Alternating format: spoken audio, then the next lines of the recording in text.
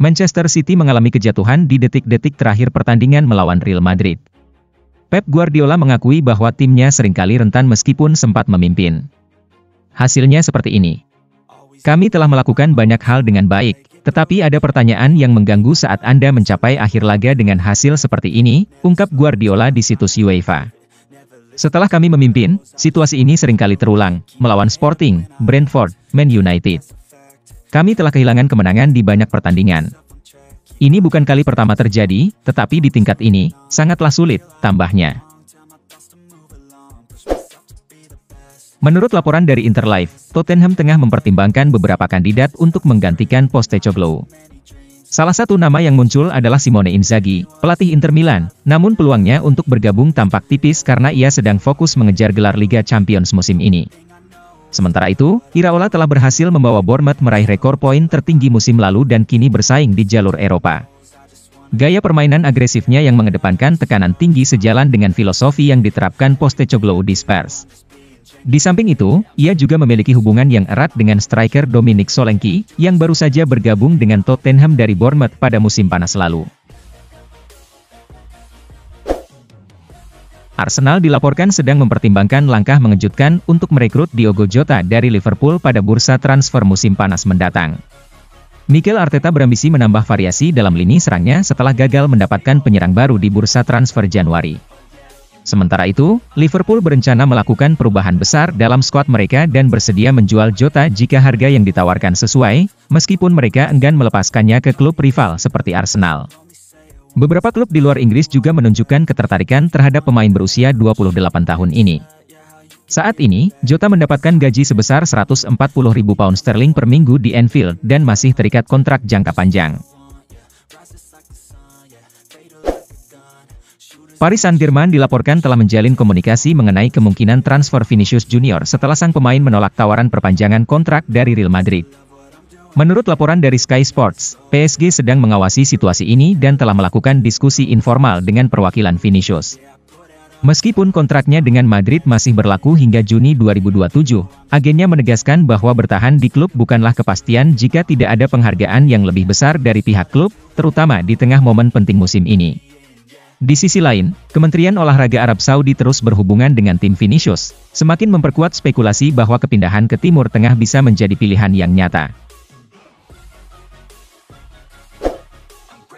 William Saliba, bek tengah Arsenal, dilaporkan menunjukkan minat untuk merapat ke Real Madrid pada bursa transfer musim panas yang akan datang. Menurut informasi dari Sky Sports Switzerland, Saliba sangat antusias untuk segera bergabung dengan klub raksasa Spanyol tersebut.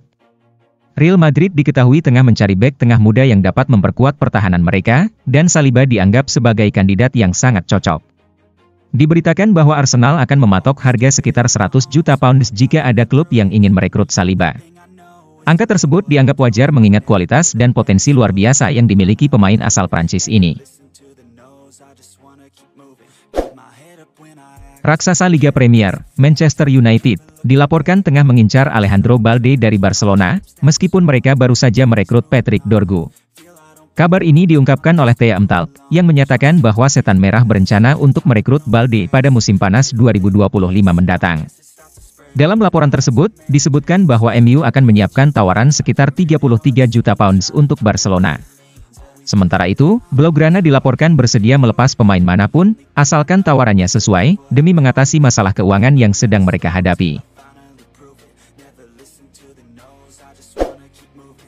Klub Serie A, Juventus, tampaknya sangat mengincar sosok Rasmus Højlund. Si nyonya tua dilaporkan akan segera mengajukan tawaran untuk striker Manchester United tersebut.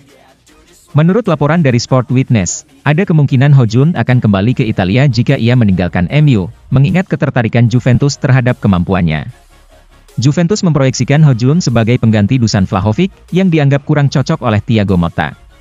Oleh karena itu, mereka berencana untuk melepas striker timnas Serbia itu di musim panas mendatang. Motta memerlukan penyerang yang dapat mengisi posisi Vlahovic, dan ia percaya Højlund memiliki karakteristik yang sesuai dengan filosofi permainan timnya.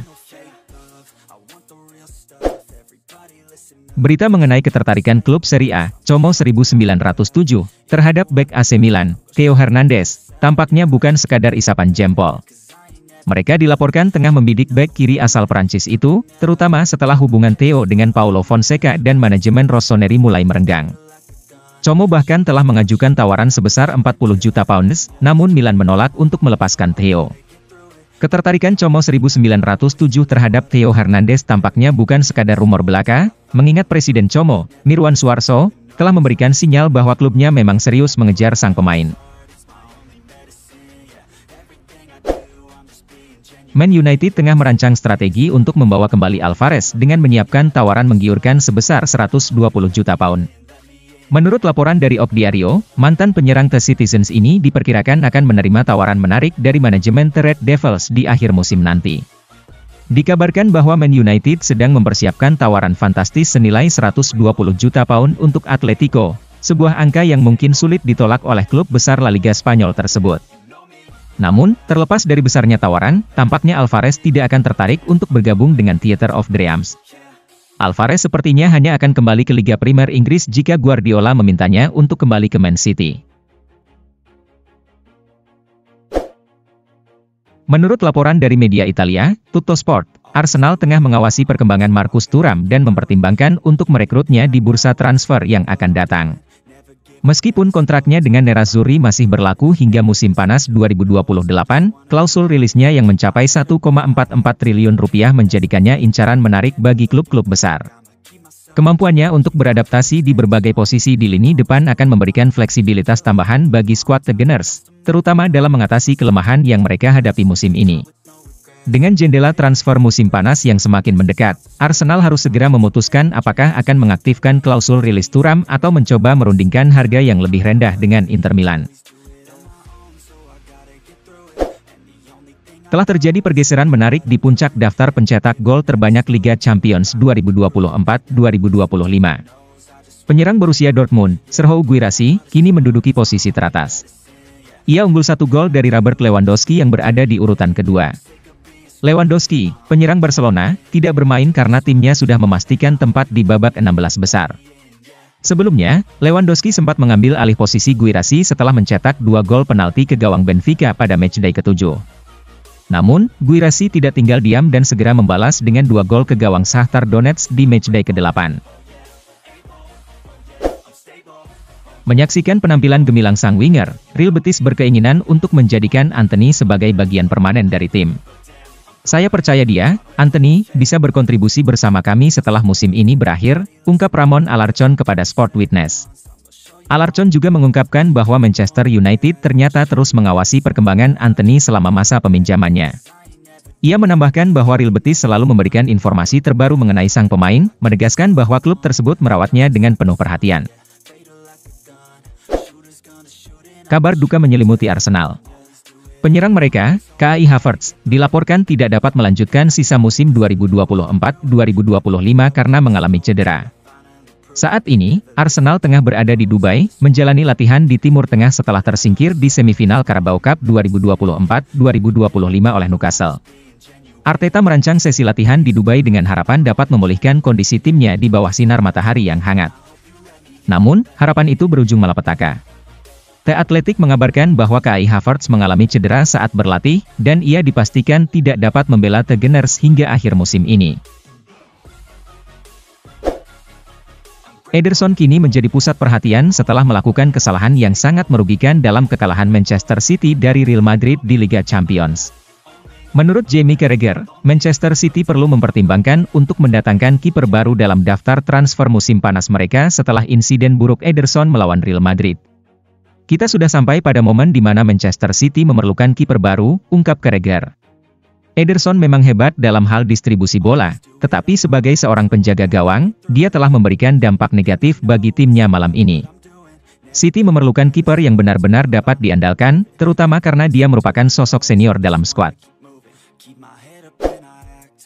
Menurut Mundo Deportivo, Barcelona telah berhasil mencapai kesepakatan baru dengan Lewandowski mengenai kontrak barunya. Klub asal Catalonia ini telah menuntaskan perjanjian dengan penyerang asal Polandia tersebut, yang bersedia untuk memperpanjang masa baktinya di Barca selama 1 tahun lagi. Kontrak Lewandowski yang sekarang akan berakhir di penghujung musim ini. Namun, perjanjian baru ini berpotensi membuatnya bertahan di Camp Nou hingga tahun 2026.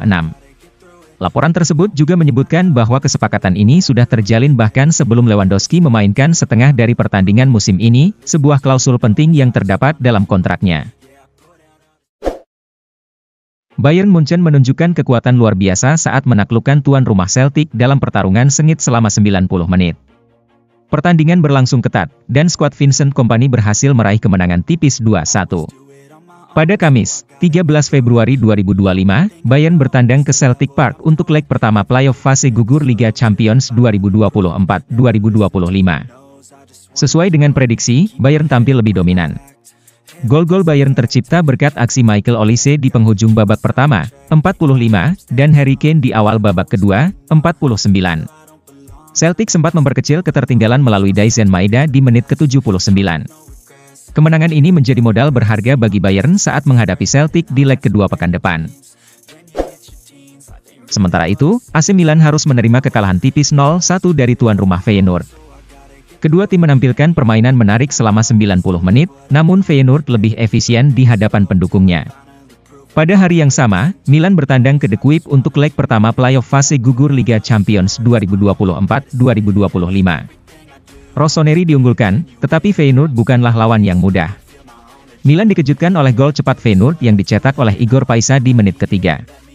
Setelah itu, pertandingan berlangsung terbuka, namun tidak ada gol tambahan. Kekalahan ini akan menyulitkan Milan saat mereka menjamu Feyenoord di leg kedua di San Siro pekan depan. Di sisi lain, Liverpool harus puas dengan hasil imbang 2-2 melawan rival sekota, Everton, dalam derby Merseyside yang sengit. Pasukan Arne Slot gagal meraih 3 poin, meski tuan rumah tampil dengan baik. Pada Kamis, 13 Februari 2025 dini hari WIB, Liverpool bertandang ke Goodison Park untuk laga tunda pekan ke-15 Premier League 2024-2025. Pertandingan diprediksi akan berlangsung ketat, mengingat intensitas derby yang selalu tinggi. Everton berhasil unggul lebih dulu lewat gol Beto di menit ke-11. Namun, Liverpool cepat merespons dengan menyamakan kedudukan melalui Alexis Mac Allister di menit ke-16. Di babak kedua, Liverpool berbalik unggul berkat gol dari superstar mereka, Mohamed Salah, di menit ke-73. Namun, kemenangan yang sudah di depan mata sirna ketika Liverpool kebobolan di menit akhir. Di menit ke-98, Everton berhasil menyamakan kedudukan lewat gol James Tarkowski. Hasil imbang ini tidak mengubah posisi Liverpool di puncak klasemen sementara Liga Inggris 2024-2025, sementara Everton masih berjuang untuk menjauh dari zona degradasi.